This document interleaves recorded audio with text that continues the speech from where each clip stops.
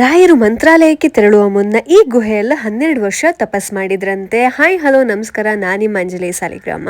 So ನಾನಿವತ್ತು ಹೇಳಲಿಕ್ಕೆ ಬಂದಿರುವಂತ ದೇವಸ್ಥಾನದ ಹೆಸರು ಪಂಚಮುಖಿ ಆಂಜನೇಯ ದೇವಸ್ಥಾನ.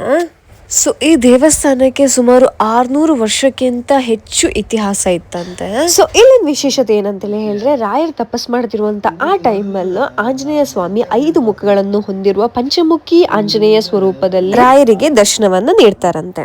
ಸೊ ಇಲ್ಲಿನ ಇನ್ನೊಂದು ವಿಶೇಷತೆ ಏನಂತೇಳಿ ಹೇಳಿದ್ರೆ, ಆಂಜನೇಯನ ಪಾದರೂಪ ತನ್ನಿಂತಾನೆ ಮೂಡಿ ಬಂದಿರುವಂತದ್ದು ನೀವಿಲ್ಲಿ ನೋಡ್ಬೋದು. ಇಲ್ಲಿ ಹೆಂಗ್ ಮನುಷ್ಯರು ಓಡಾಡ್ತರು ಅದೇ ತರ ಮಂಗಗಳು ಓಡಾಡ್ತರು. ಸೊ ಅದಂತೂ ಸಿಕ್ಕಾಪಡೆ ಖುಷಿ ಆಯ್ತು. ಮತ್ತೆ ಯೂಶಲಿ ನಾವೆಲ್ಲಾದ್ರೂ ಮಂಗಗಳನ್ನ ಕಂಡ್ರೆ ಹೆದರ್ಕಣಗಾಗುತ್ತೆ. ಸೊ ಇಲ್ಲಿ ಹೆದರ್ಕೊಂಬಂತ ಅವಶ್ಯಕತೆ ಇಲ್ಲ, ಅವುಗಳು ನಮ್ಗೆ ಏನೂ ಮಾಡುದಿಲ್ಲ. ಈ ಪಂಚಮುಖಿ ಆಂಜನೇಯ ದೇವಸ್ಥಾನದ ದರ್ಶನವನ್ನ ಮಾಡಿದ್ರೆ 5 ದೇವರನ್ನು ದರ್ಶನ ಮಾಡಿದಷ್ಟೇ ಪುಣ್ಯ ಸಿಗತ್ತೆ. ಸೊ ಅದು ಯಾವ್ದೆಲ್ಲ 5 ದೇವರಂತ ಹೇಳ್ತೇನೆ. ಆಂಜನೇಯ, ನರಸಿಂಹ, ಗರುಡ, ವರಾಹ, ಹಯಗ್ರೀವ.